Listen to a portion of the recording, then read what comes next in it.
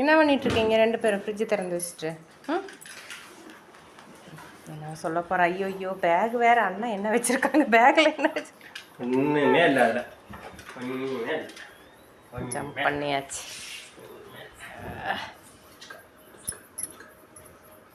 என்ன வாசனை வருது? ஐஸ்கிரீம் சாப்பிட்டியா? என்னை விட்டுட்டு ஐஸ்கிரீம் சாப்பிட்டியாடா?